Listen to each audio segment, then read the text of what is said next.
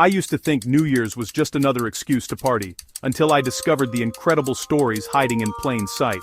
What if I told you that the most American holiday is actually the one that belongs to everyone? From the foods we eat to the superstitions we half believe, every tradition carries a story. In this video, I'm taking you through 14 chapters exploring the surprising history, the symbolic meals, the playful beliefs, and the modern evolution of how we celebrate New Year's in America. And I promise, by the end, you'll see that midnight countdown in a completely different light. When European settlers first arrived in America, they brought their New Year's traditions with them, singing, feasting, making as much noise as possible to scare away evil spirits. But these celebrations were pretty modest, you know? Colonial gatherings were small, often tied to religious observance, nothing like what we see today. The real shift happened when America adopted the Gregorian calendar in the 18th century, officially making January 1st the start of the new year. What's crazy is how this holiday evolved into something uniquely American. As waves of immigrants arrived, Irish, Italian, Chinese, Mexican, and countless others, they each added their own flavors to the celebration. Native American concepts of seasonal renewal mixed with European customs, creating this beautiful, chaotic blend. The United States became this melting pot where New Year's wasn't owned by any one culture. It became a shared moment of hope that transcended backgrounds. That's what makes it so powerful. Let me tell you about one of the most iconic moments in American culture, the Times Square ball drop. In 1907, fireworks were banned in New York City, and someone had this wild idea. What if we dropped a giant illuminated ball instead? That first ball weighed 700 pounds and was covered in light bulbs. Can you imagine pitching that idea today? But it worked. It became this shared national moment, something millions of people could experience together, first in person, then through radio, and eventually on television, screens, across the country. What gets me about the ball drop is the energy. I mean, you've got 1 million people crammed into Times Square, freezing cold, waiting for hours, all for a 60-second countdown. But in that moment, when that ball starts descending, everyone, and I mean everyone, is connected. Strangers are hugging, confetti is everywhere, and for just a second, all the divisions disappear. It's become more than a tradition. It's a ritual of collective hope. That's the power of shared experience.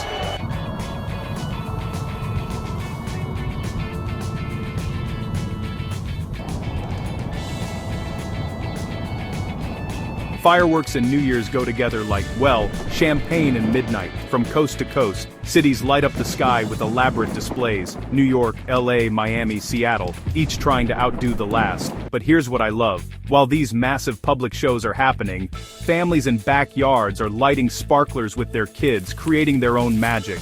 The symbolism is the same whether you're watching a $1 million display or a $5 sparkler. You're driving away the darkness, welcoming light and possibility. And then there's the midnight kiss.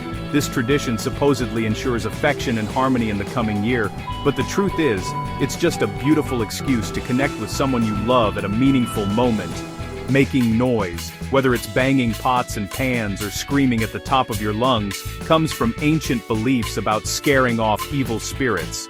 Do we really believe that? Probably not. But there's something deeply satisfying about making a racket, about announcing to the universe that you're here and you're ready for whatever comes next.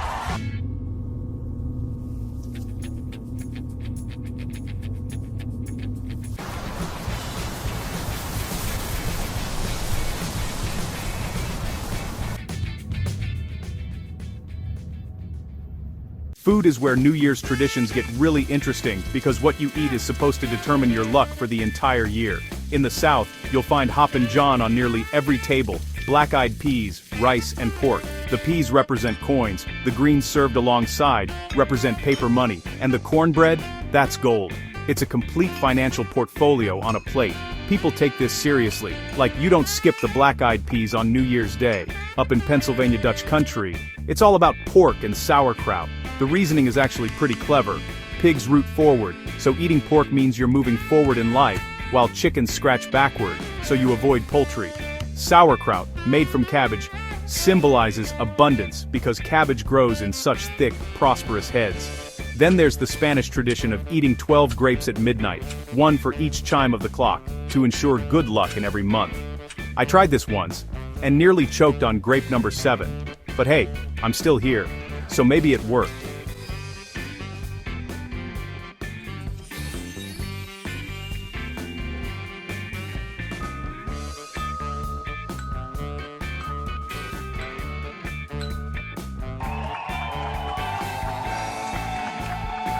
New Year's superstitions are wild when you really think about them.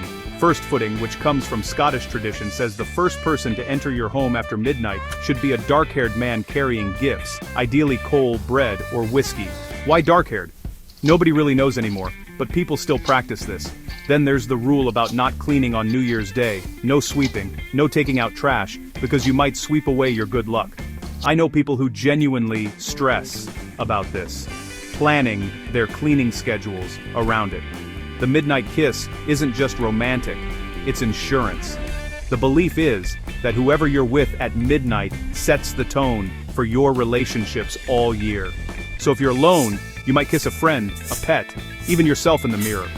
And making noise, that's not just celebration, it's spiritual warfare against bad vibes. Whether you believe any of this or not, there's something comforting about these little rituals, these small acts of hope that maybe, just maybe, we can influence our fate.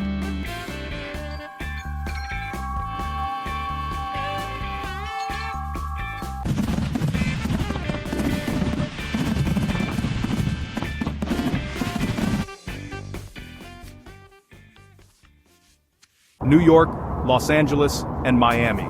3 cities that define American New Year's in completely different ways. New York is the epicenter, the place everyone thinks of first.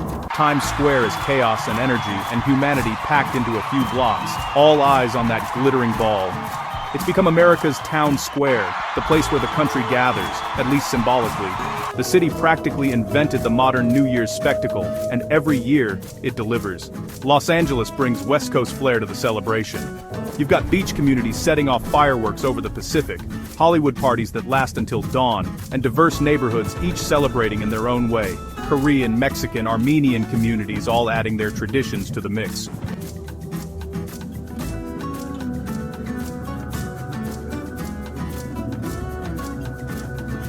Then there's Miami, where Latin influence transforms New Year's into something magical. The warmth changes everything. You're not bundled up, you're dancing in the streets, salsa music is pumping, and waterfront fireworks reflect off Biscayne Bay.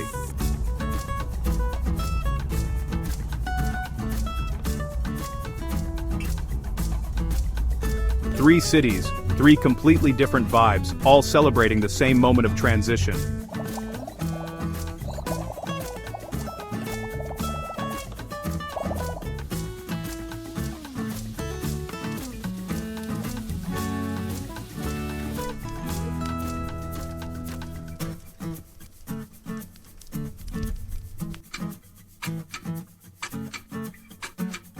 So why do we do all this? What's the point of eating specific foods, following superstitions, making resolutions we'll probably break by February?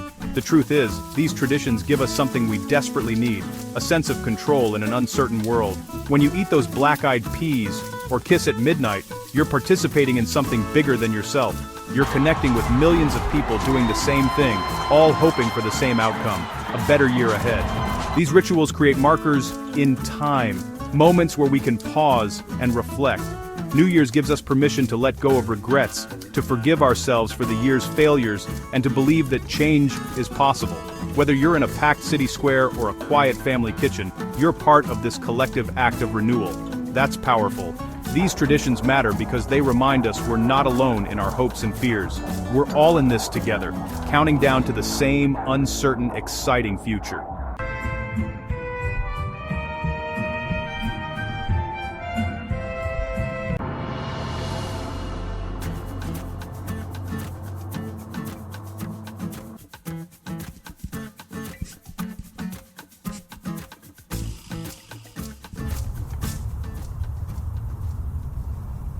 Let's talk about resolutions, because they're kind of fascinating when you think about them. This practice goes back thousands of years. Ancient Babylonians made promises to their gods, Romans pledged to Janus, the two-faced god of beginnings. Today, we make promises to ourselves: lose weight, learn Spanish, call mom more often, finally write that novel. Studies show most resolutions fail by mid-February, yet we keep making them. Why?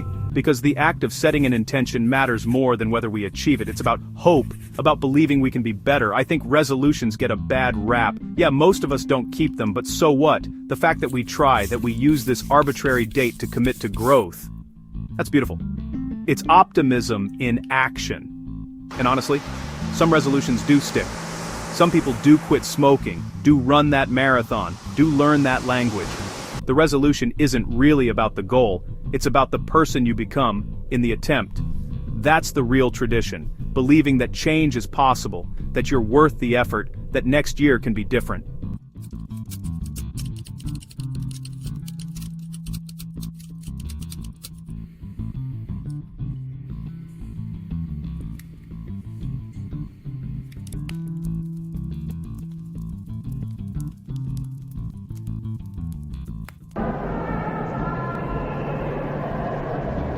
New Year's has transformed dramatically in the digital age. Virtual gatherings became mainstream out of necessity, but they've opened up new possibilities. Now you can count down with family across continents, join celebrations in multiple time zones, watch the ball drop in Sydney and then New York.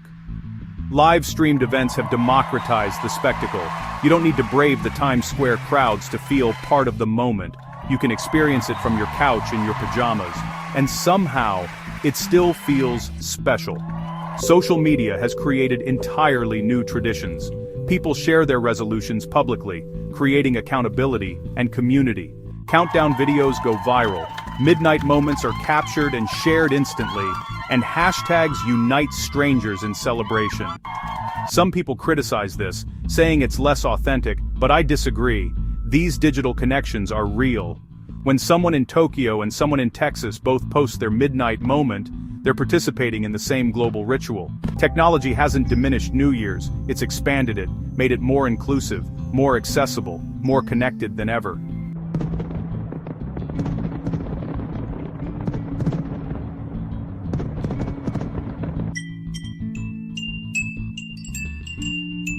What I love about American New Year's traditions is how they evolve while staying rooted in meaning. The core remains, gathering with loved ones, eating symbolic foods, marking the transition, but the expression changes. Some families now do reverse resolutions, celebrating what they accomplished rather than focusing on what they failed to do.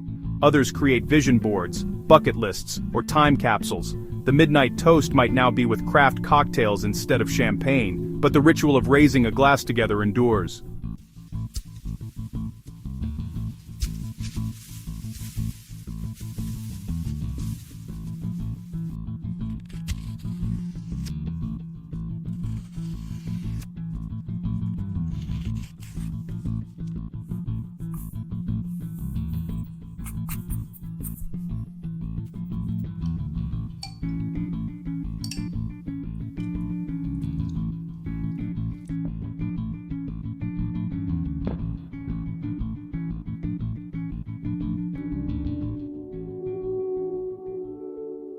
Food traditions are getting creative makeovers. Hoppin' John now appears in fusion versions, vegan interpretations, upscale restaurant takes, even Hoppin' John tacos. The 12 Grapes tradition has inspired grape-flavored desserts and cocktails. What matters isn't rigid adherence to the original recipe, it's maintaining the spirit of the tradition while making it your own. Immigrant communities continue adding their dishes to America's New Year's table, from Filipino media noche spreads to Persian Nowruz, inspired meals adapted for January 1st.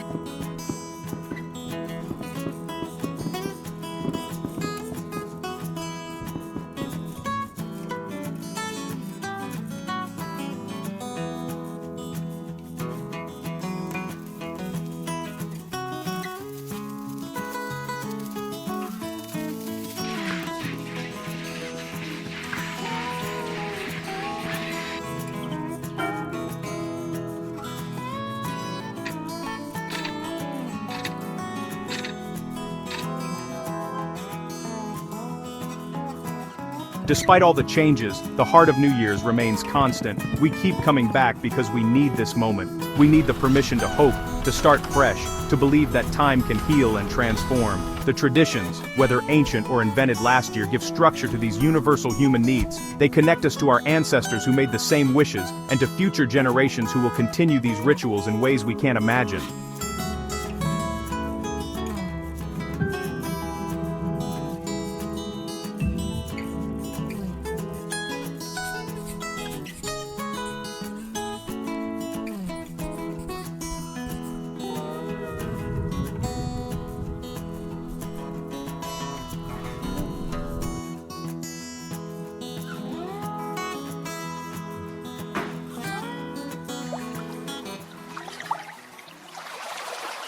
Here's what I've learned. There's no wrong way to celebrate New Year's. Whether you're in Times Square or on your couch, eating traditional foods or ordering pizza, making resolutions or just making it to midnight, you're participating in something meaningful.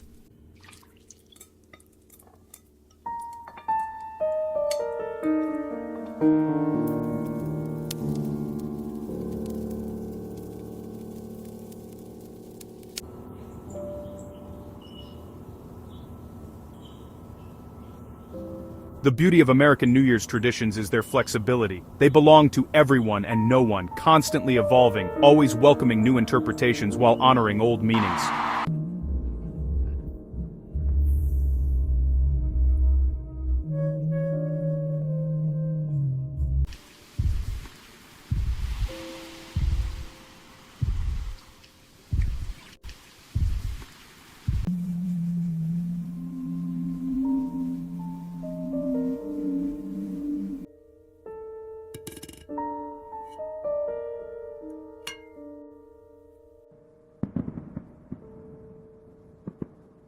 As midnight approaches each year, something magical happens. All the preparation, the traditions, the superstitions, they all build toward this single moment. The countdown begins, and for those 60 seconds, millions of people are synchronized in hope. 10, 9, 8. We're all together in this transition, this liminal space between who we were and who we might become. And when the clock strikes 12, when the fireworks explode and the confetti falls and the kisses happen and the champagne flows, we're renewed. Not because the calendar changed, but because we chose to believe in new beginnings.